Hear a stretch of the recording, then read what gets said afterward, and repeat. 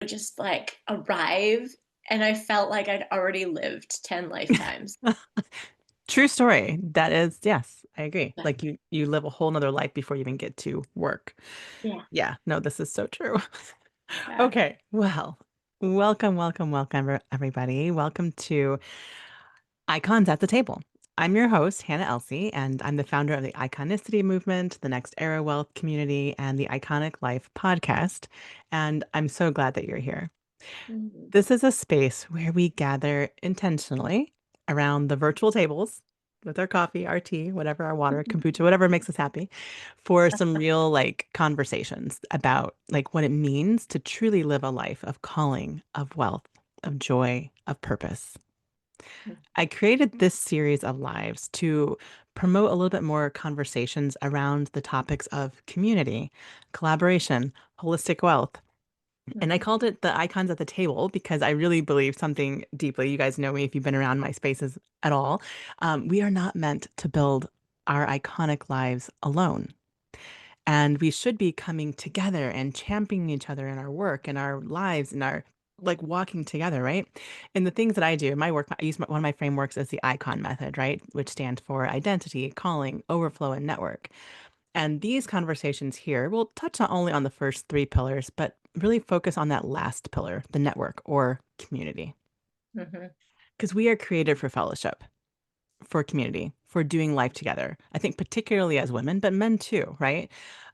Our iconic lives, the ones that we co-create, the ones that we are wildly in love with, they're created in conversation, in rooms where truth is spoken, where ideas are exchanged, and new ways of thinking are born, and new perspectives are created. So, this isn't a panel, it's not an interview, it's just a roundtable discussion. And we're here to explore what does that look like for us? What does holistic wealth actually look like? What does it feel like in our lives?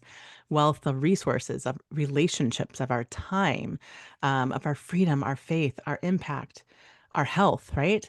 And how collaboration, working together, not competing, how it allows all of us to rise higher together.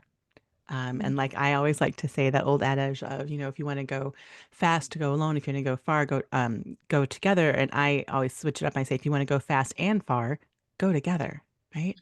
Yeah. So if you guys are listening today, if you're leaning in, know this, you're not just tuning in, you're not just, kind of sitting back and watching us. This is a conversation. You're sitting at the table with us. You can pull up your chair, you can grab your drink if you have something with you. But yeah, today we're going to dive into some fun questions together with my guest. I've got the beautiful Shannon Clarke with me today. So welcome, Shannon. I'm so delighted that you agreed to come on and chat with us this morning. Oh my Thank you goodness, for that's being like an here. immediate yes, of course. I would love to chat with you. I would love any opportunity to spend more time with you, really. Oh, Yeah. thank you so much, my dear. Well, again, like I said, this is a very informal spot, but I do like to give you the mic here for real quick and just kind of briefly introduce yourself to us, to the community, who you are, what you do in the world, what's your Mhm. magic? Well, my what I've decided to describe my work as, because I think like many people who run businesses that are built on like wisdom and deep rooted work, that really care about the world, sometimes we like have a hard time articulating what it is True that story. we do. Someone asks, what do you do? And you're like, oh my You're God, like, I'm sweating all of a "Ah." sudden. But I call myself a sacred advisor to women who are leading world changing companies. And what I do is actually almost like embed myself in the roots of their business, inside of their communities, weaving threads that feel like love, acceptance, compassion, like joy, like pleasure, celebration, all of that, while also having some wild capacity to really see people. When people will tell me Mm, over and over again, like almost on a daily basis, I feel so seen by you. Like I feel mm, so seen by you. wow.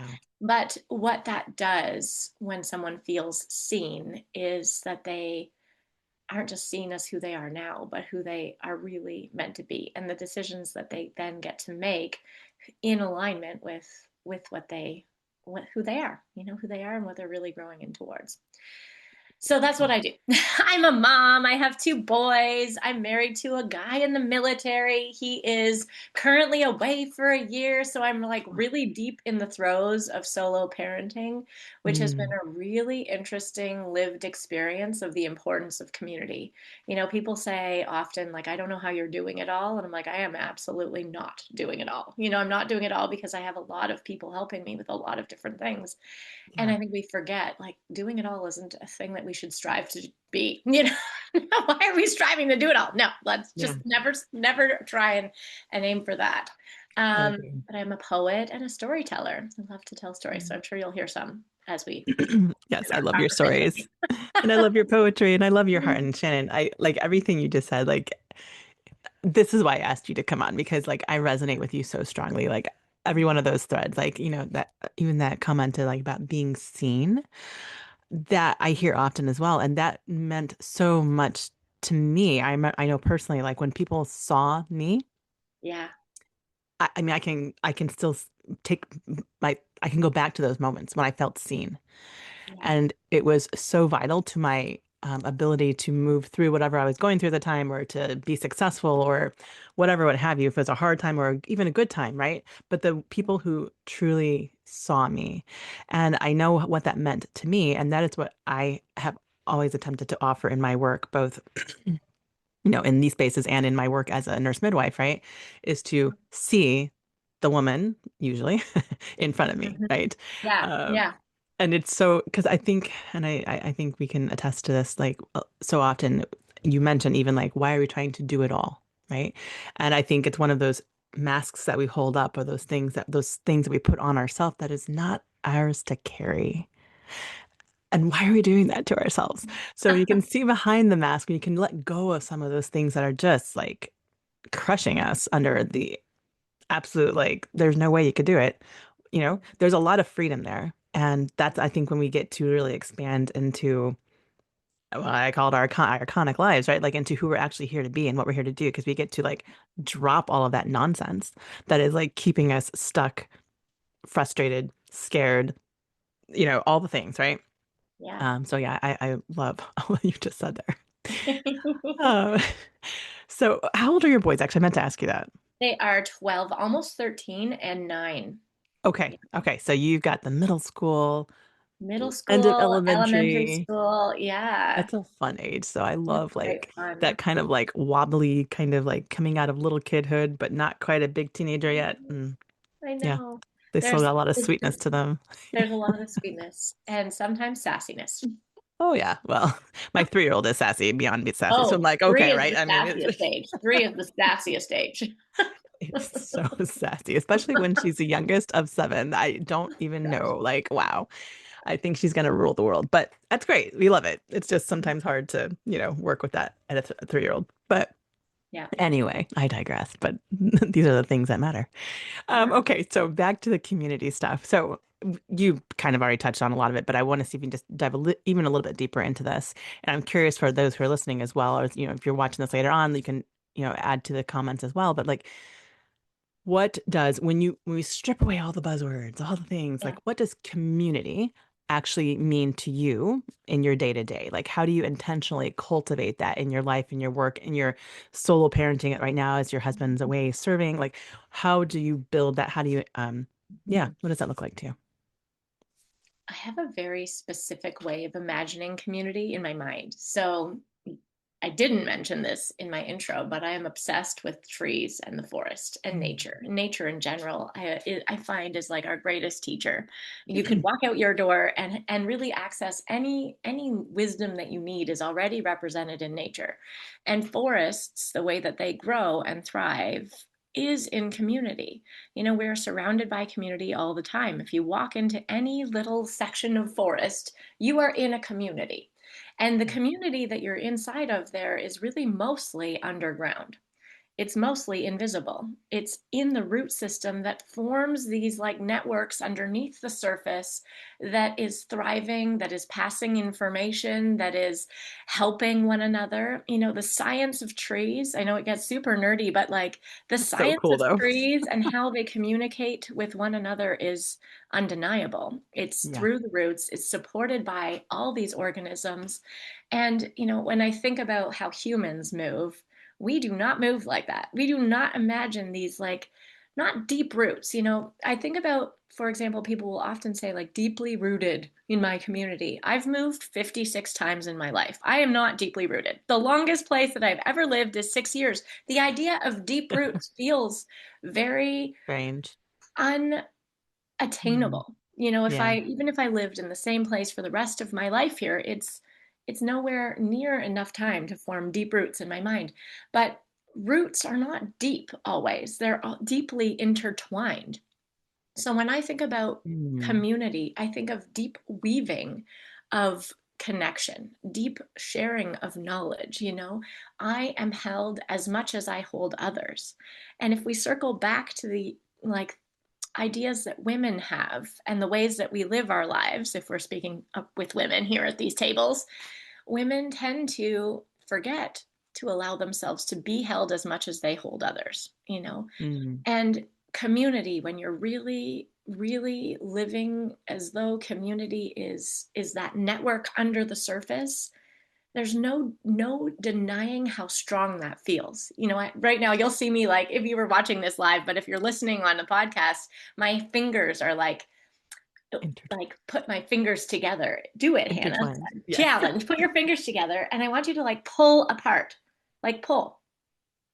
It's But so like you solid. see, like your hands actually don't come apart. I am pulling with a lot of force, and I am not able to separate my hands because my fingers are intertwined with one another. And community should feel like Yeah. that strong, that capable of holding under pressure, holding you up and being held, holding others when that's necessary. Wow. Yeah, that is exactly how I felt. So I think you know some of my story, Shannon. My first husband passed away, right? When my Mhm. we had 5 kids together, and he passed away when we were on family vacation. And I was left with 5 kids from 8 months old to 9 years old, right? And you know, in a moment, my whole life changed. And learned so clearly the importance, the vital necessity of community during that time, because it was our community that literally carried me, carried us, and like brought us through this time. There's no way we could have done without it. And they did it for years. And it gets me emotional even thinking about it. And that's a really big um, um, you know, example of community, like Yeah. literally carrying you through something that there's no way I could have done on my own. Mhm. But there's also so many other like small times when it happened, like when we Yeah. had moved states away, when I went both back when I was really, really young, and I just had we had a 14-month old, and I was pregnant with the twins, and I was on bed rest, and like we had moved states away from all our family, and like our community that we had built, they came in and like helped us out, and like all of Yeah. these things, we cannot be isolated, and I mean we can be, but It can be. Yeah. right, but it's like destruction and sorrow and all the horrible things, right? Because when Yeah. you're going through things, it's you need the people around you to like, hey, I got you here. Hey, I got you here. Like lift these small things up, and not even just in the hard moments. Let's talk about the Oh, joy of like yeah. doing life together, right? Like Totally. celebrating each other and our wins, and like being the cheerleader for each other. Like I am such a proponent of like championing, you know, again, usually women in my Yeah. spaces, in their successes and in their wins and all these things. And like, let me shine a light on you. That's one of the, you know, the big things I do with my regular podcast is I bring people on because I want to share their stories. I want to share their work. I want people Yeah. to hear their voices because there's so much work to be done in this world, right? There's so much work to be done. And we all have our own piece of light to shine, our own reason that we are created to be here. And there are people who are specifically looking for, praying for us and our work. And so, like, we need to like share them, right? So for Yeah. me, that is like I am such a like that is like a foundation of me, like collaboration and like Yeah. can we champion each other? And this is done in community, right? Yeah. Yeah. So it's kind of that kind of segues, I guess, a little bit into collaboration, Mhm. which I like again, I think it really just is a flow over from community. Yeah. But so I guess for you, Shane, like in your spaces and your work, like how do you cultivate that? What does collaboration look like for you in practice? Mm. How do you build that into your work and your spaces? What tells you like when a collaborative relationship is like truly aligned versus just like a Mhm. convenient like, oh, a win-win for us, but like we're really like linking arms and working together. Yeah. I think so. I'm going to speak from the perspective of a collaborator, the one that is being brought in to collaborate with versus bringing people into my spaces to collaborate. Not that I don't do that, but my I'm going to speak more on the other side for now. Yeah. What I've observed when there's a collaboration that's working really well, there's there's a few key ingredients that make that collaboration really fruitful, where it's not just of benefit to one person or the other, but that both people in that relationship are able to grow and like in and contribute, contribute their various areas of genius, right? You have Yes. different strengths than I do. But let's say you brought me in and you only wanted me to do this piece. And you're forgetting that maybe there's all these other ways that I could be supporting you. When a collaboration is really working well, there's this openness to like the whole person coming Mm, in and supporting in whatever way. So, for yeah. example, I'm a collaborator in a certification that Diana Iskander, she's wonderful at Hmm. she's the most wonderful person to collaborate with. She's so open to asking questions, what do you think about this? And she will listen to the ideas that I have. She doesn't always implement the ideas that I have, but she is open to listening to them and drawing from like perspectives that I hold. And as Yeah. someone being invited to collaborate, I feel like I'm contributing in really meaningful ways versus Mm, just doing tasks or giving someone access to my platform, let's say. We bring in we might do a shared live, and the benefit for the person is that, oh, okay, you also get to share. You also get in front of my audience. Collaboration isn't just about helping to create opportunities for other people to see us. It's yeah. also collaboration allows us to really draw wisdom from one another. Again, Yes. if we go back to that metaphor of the forest, there's a beautiful book that if you haven't read, or if you're listening to this and you haven't read it yet, really it would be up on the top of my list of books to read. It's called Finding the Mother Tree. It's written by Nice. a Canadian author. Her name is Dr. Suzanne Simard, and she was a forester. So she grew up in a family of people who had worked in forestry, so harvesting trees for lumber production. And the way that they did that work was very ethical at the time. But when she went into forestry, modern day forestry was about clear cutting sections of forest and replanting monocultures of trees. So they would clear a diverse section of forest and then plant all the same tree in these sections. And Oh, these sections of trees would die, yeah. except for the trees around the edges of the clear cut, the ones that were neighbors with older trees, or the ones that were in proximity to an old growth tree. And so she had this theory that, well, first of all, this is not a sustainable way of foresting. This is ridiculous. Like, you're working so hard to plant these forests and they're all dying from disease because they don't have any diversity. So one bug comes through, it kills everything. But here we see on these little parts that there's something different happening. And what is that? So she did an experiment where she planted two different baby trees beside an old growth tree. And I'm totally getting this experiment wrong. So this is not, it's kind of paraphrasing. When you read the book, you'll get the real thing. I just popped it in the comments so people can Yeah. find it because it looks really fascinating. Yeah. But Discovering the wisdom of the effectively, forest.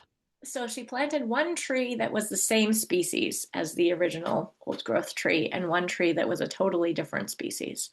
And and then one like cut off altogether from the trees. Like there was no way for they were just separate in a pot kind of situation, but situated nearby.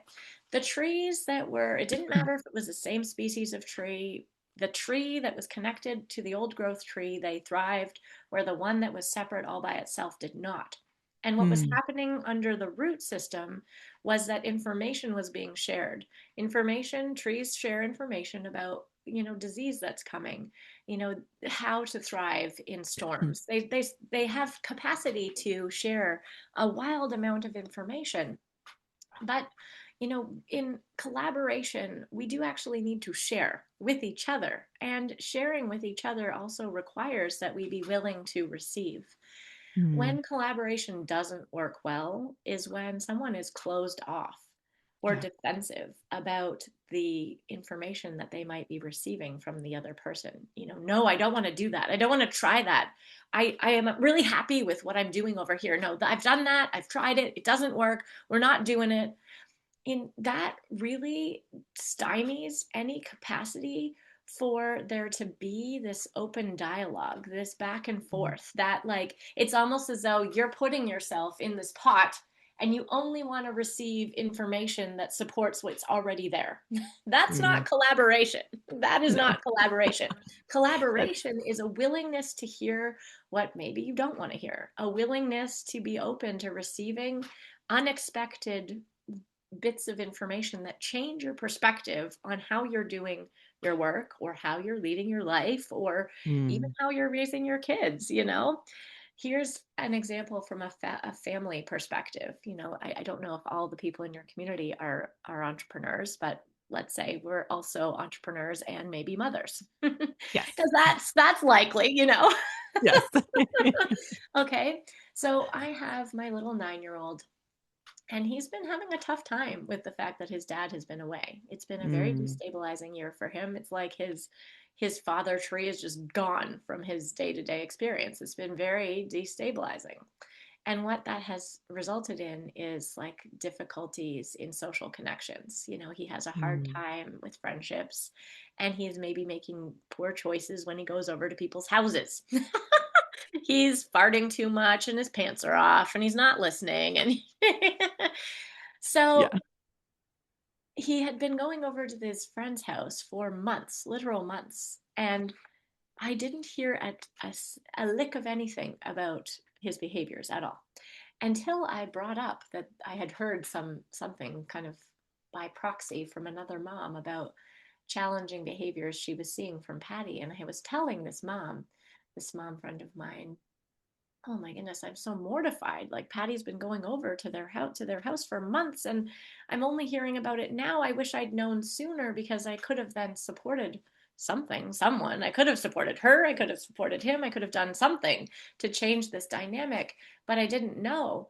And I was telling this to this mom friend, and she revealed to me that she'd been having the same experience with him for all those months, and I was so sad because let's say we're raising our children in community, but we're unwilling to tell another mother when their child is maybe making choices that are questionable. Mm. But, if we are unwilling to share that feedback because we're worried or because we don't want to, we don't want to stir the pot, or maybe Yeah. we're afraid that that's going to be met with defensiveness.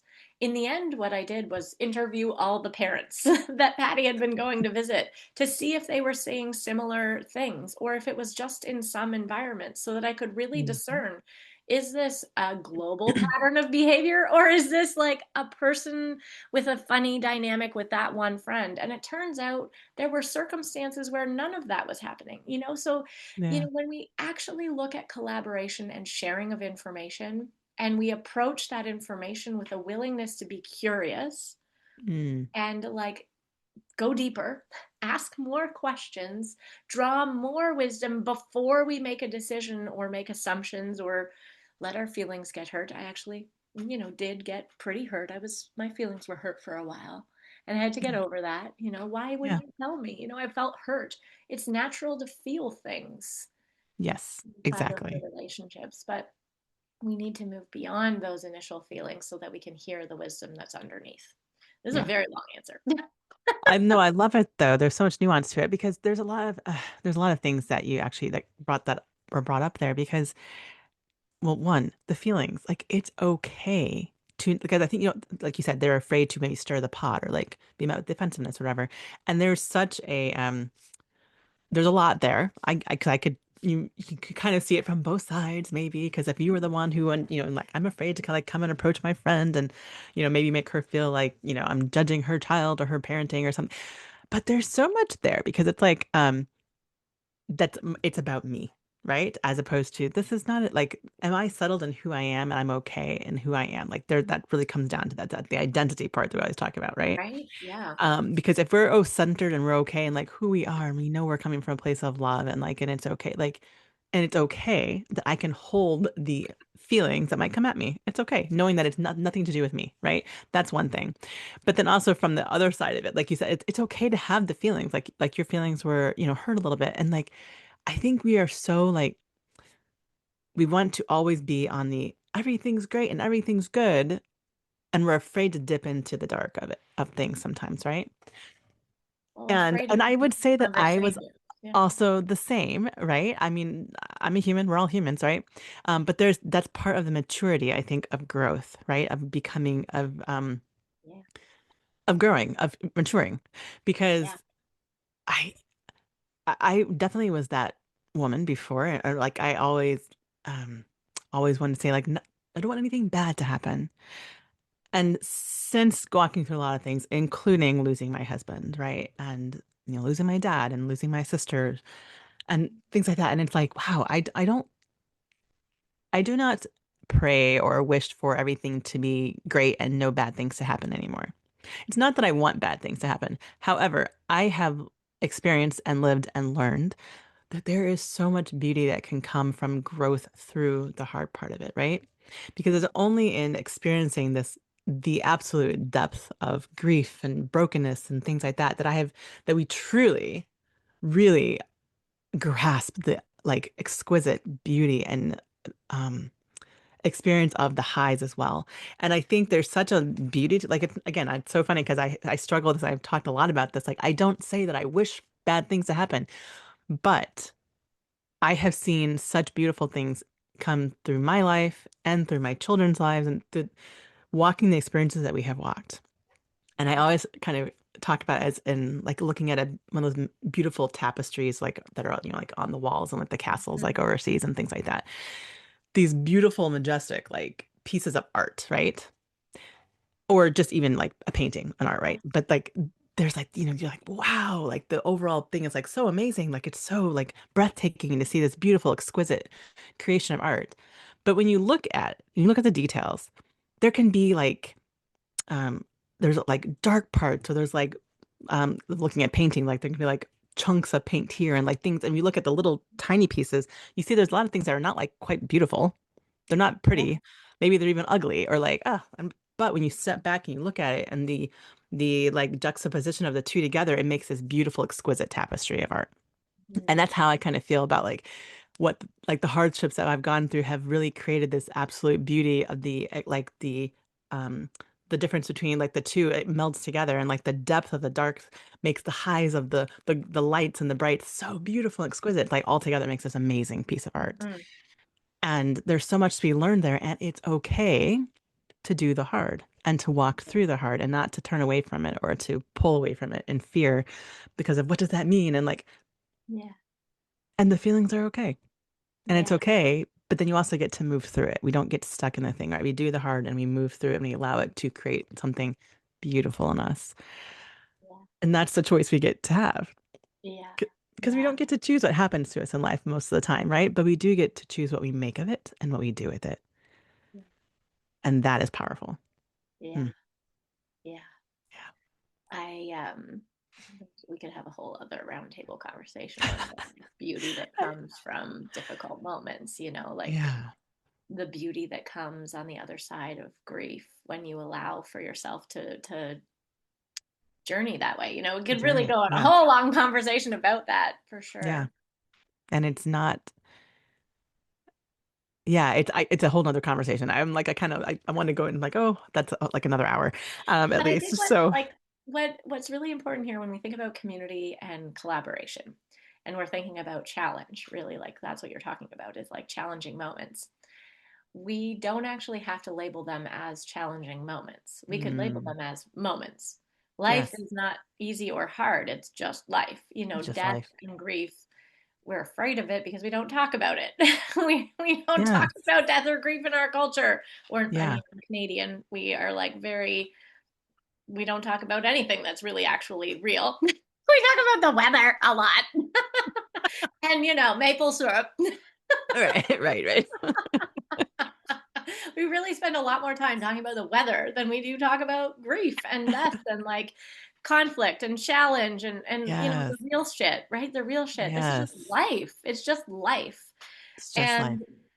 And when it comes to like, let's put this back into like a business context, there will be challenge. There will be moments that Mm, are unexpected that you cannot predict. Someone that interprets something that they've they've mapped onto their lived experience, and they've formed a story, and they have big mm, emotions about it, and they need a place to bring that. And how we actually create community, let's say, again, we'll just bring it back to the idea of community.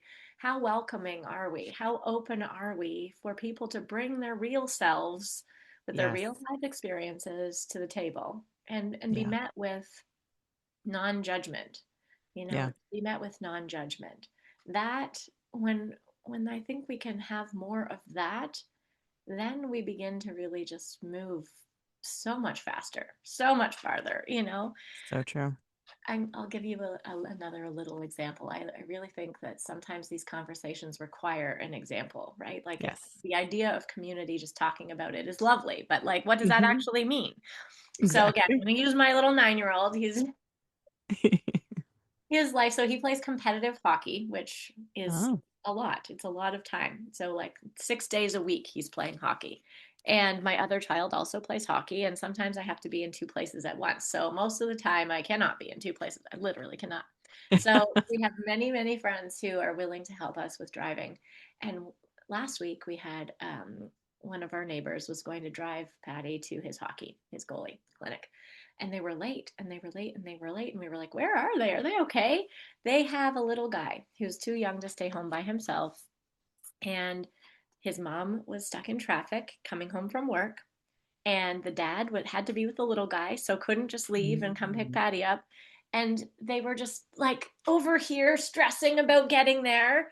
And like, the mom felt so bad that they were late picking up Patty. Like, so bad. She was like, I need to make it up to you. And she was really, like, you could tell, feeling so badly about this. And I was like, okay, first of all, this is life. Like, it's fine. you know, yeah. late. Who cares? It's Traffic 10, happens. 10-year-old hockey. Like, no, we are fine. But also, you don't need to stress. I would have happily Mm, taken the kids. It would have been super easy for me, and it was hard for you. Like, you can ask for help when that comes up. But the relief she felt when, like, again, she didn't need to be perfect. She didn't need to meet some mm, weird expectation that I had that she was perfect. We are going to make mistakes. That's just an inevitable part of being human.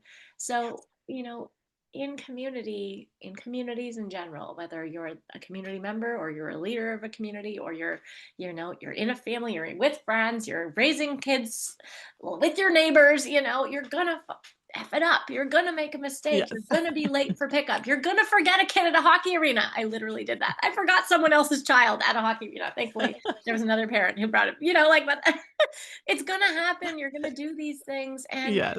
if we don't meet each other with acceptance and non-judgment, then we never give ourselves the opportunity to also accept that we are imperfect. And communities thrive when we allow ourselves to be imperfect. There's no Yes. perfect nature. There's no perfection in nature. Why do we hold ourselves to such an extreme standard? And the downside to that, or the ripple effect of that, is that we hold other people to that same standard. I'm expecting Exactly. myself to be perfect, and therefore, I'm also expecting others to be perfect. And that Right. puts a lot of pressure on communities, collaborations, relationships of any kind. I think it breaks it down on the whole of it because yeah, it's an impossible goal to have. Yeah. Yeah. we have to allow space for us to be real, Yeah. to be human. I will And say I mean, all the things you just said, like, it's okay. It's okay. Like, there's no, yeah. Oh, goodness. Yeah. I I feel like Shannon of 10 years ago would not be saying those words. I think I can speak Yeah. these words because I come from being a perfectionist and holding myself to unrealistic standards. Um, Mm-hmm. and 100%. Same here.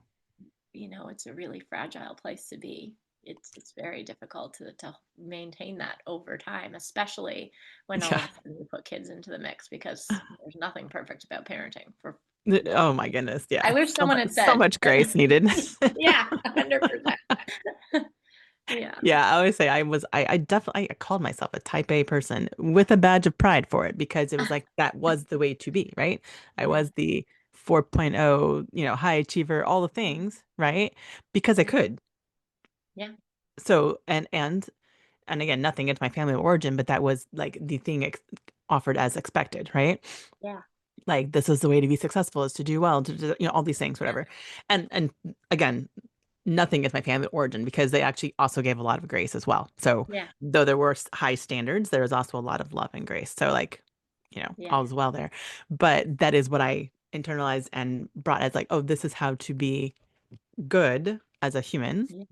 as a Yeah. woman, as a mom, whatever, right? To do Yeah. all the things to burn myself to depletion, like all of these things. And, that's why I'm so passionate about like what I teach now. 'Cause I'm like, and no, because I put so much pressure on myself to be perfect, to do all the things. And then when life fell apart, and I will say becoming a widow at 32 completely altered everything, right? But even before that, I remember when I had kids, because I was, the one who I ran everything. I did like I was efficient. I was in charge. I cleaned out my hallway closets, on a regular basis. I would take everything out, wipe them down and put everything back in. Like, what the heck is that? I don't even know. I love to watch that on Instagram, but it's like, oh my God, I don't know what's hiding in the corner of my I don't even closet. know what that is. Right. I was a type A person. I'm in Mm, medicine, right? And yeah. there's not a lot of like room for grace and in medicine because hello, we're No. working with lives, right? Yeah. Um, and there's a lot of fear around that too, right? Because if Absolutely. I make a mistake, Yeah. it's not just a nothing thing, Yeah. right? So, hey Megan. Yeah.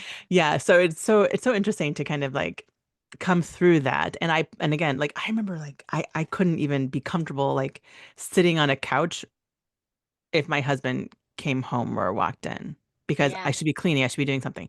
And he never put that on me. That was not him. That was me, Yeah. right? Yeah. And that was a generational thing of being passed down. I know because a lot of women in my lineage, that is what they were expected to do was what is that? Perfect Leave it to housewife. Beaver. Like, yeah, Yeah. exact, wearing high heels and makeup on and the perfect little apron. Well, Yeah. wow. Anyway, so many things. And, We're I've really kind of, not very far removed from that, to no, like give ourselves so much compassion. Like we are so not far, we are so yeah. close to having had that reality. My Yeah, we just put grandmother, my great different grandmother, names on it, right? yeah, Yeah, exactly. And yeah, I saw myself do it a lot to my five older children who had my first husband, because, like I said, losing him kind of yeah, altered everything because it took away all of 100%. those old identities, all those labels, and like whoosh, trashed them. And Yeah, I had to figure out, okay, so who am I now? When I'm yeah, not the wife, when I'm not like all right, all of these things yeah, overnight, everything shifted, and it was the greatest gift though. That's why I keep saying yeah. like I I know. don't want what I've if I was given the choice, I don't think I would still choose to become widowed. It's it's a thing I walk with every day. And Yeah, I'm remarried and I'm happily remarried and all the things, but I walk with my children daily who do not have their father here. yeah, And that yeah, is a daily thing. But we've yeah, learned to walk with grief yeah, and joy at the same time yeah, and intertwine it and choose to thrive despite, right? yeah, Um, but yeah, there's so much freedom when we let go of these old masks of things yeah. that do not benefit us, and it keeps us really from living out our calling and what we're Mhm. here to do. Because we keep ourselves, well, if I can't do it perfectly, then that's not going to do it. What is that? We're here, like, it keeps so many women that I know of from reaching the people they're meant to reach and men too. Again, it's not just women that I work with, but majority is, right? So like I Right, keep yeah, saying that I can only just add in the men too. Because it's for both of us. We are all created for a reason. We're all here for a purpose. What is it we're supposed to do? And it's this one life that we have to live. And I do truly believe that we are limitless when we are walking in our calling and our purpose, like Yeah. 100%. So our job is to figure that out and then to walk in that fully and to Yes. do that in community and collaborate, collaboration with others. So, Yeah. I know I could talk on forever with you, Shannon, Oh, but seriously. I'm as like, we're oh kind of goodness. wrapping I up a feel bit, so delighted to have this conversation. Yeah. so good. Um, Can I so can I leave? Can I yeah, come back to the one thing that you said? Maybe you yeah, should ask your last question, but no, no, no, I was go, gonna come go for back it. to the thing like know who you are, the know who you are Mm, part. And if we were to stay with this like forest metaphor, a question I often ask people is like, well, what kind of tree would you be? You know, what mm, kind of tree would you be? And learn something about that tree. Like whatever tree it is that you come to arrive at, there's something special about that particular thing that the way it grows. When I think of myself, I think of myself as like a giant sequoia, the redwood trees from California. yes, And I think of myself as that tree because then I stand taller. And there are particular ways that that tree grows that's different than any other tree. And when I learn about those things, I all of a sudden can apply those ideas to myself and how I want to grow as my own individual person, but also as part of a collective. As part of a mm, collective. And so, maybe even just for this particular conversation, if you're listening or joining us, what tree would you be? And figure out what it is about that tree that, like, if you are a palm tree, let's say, like there's something magical about that palm that's meant for you, some symbol in there that's meant for you. If you're a white pine, there's something there for you. If you're mm, a birch tree, a poplar, there's something there for you about how that tree grows in the world, where it grows, the climate that it's in, the kinds of things that yeah. are happening around it that you get to borrow in your day-to-day life as you form your identity and how you want to move through the world. Wow. Ooh, that's kind of exciting, actually. Yeah. I mean, I love nature. I'm also like, it brings perspective, and I've Yeah. always loved nature. But trees, forests have become such even more special to me in the last few years. And as I've kind of like just kind of glimpsed a little bit into like the science behind a lot of the things, like it is so fascinating. So I love that you shared all that today because I'm like, Yeah, oh super yeah, nerd. A it's like, tree yes, nerd. We didn't know we were going to go there, but tree right. nerd. It's like a fellow trainer, like, oh my gosh, yeah, no, it's so, so incredible. I mean, nature is just unbelievable. Like I know, like it's boggles my mind. Like we think Yeah, we know something and we know nothing. we Pretty really much don't is know how I feel anything. when I We step back really, and look. Like the absolute intelligent design of this is so exquisite. It is beyond yeah, verbalizing sometimes, actually.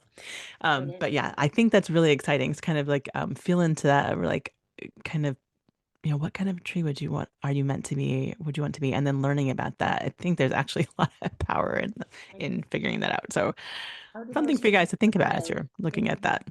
yeah, what forests do those? Where do they grow? What else grows nearby? Like, how do they thrive? Who are the Mm, animals that love to make their homes there? Like who are the people yeah. in your neighborhood? Yeah.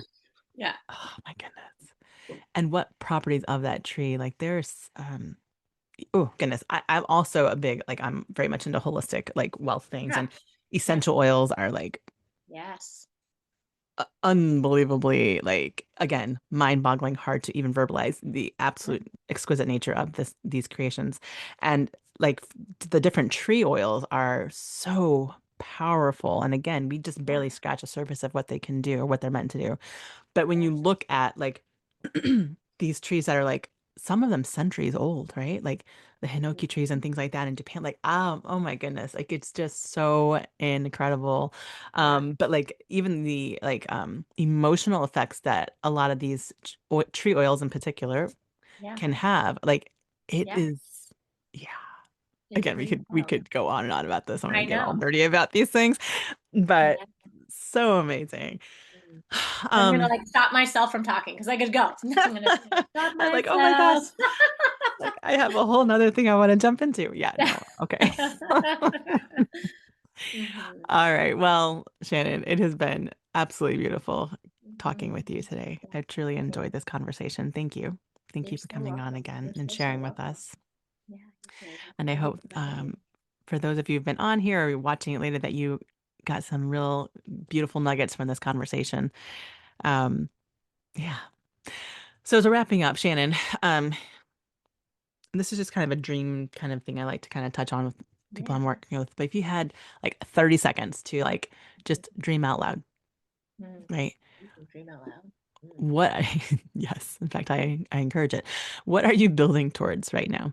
Like, Hmm. what do you envision? What do you desire to create or experience in your life? And it can be like Right. in Oh my the goodness, near future or like, whoosh.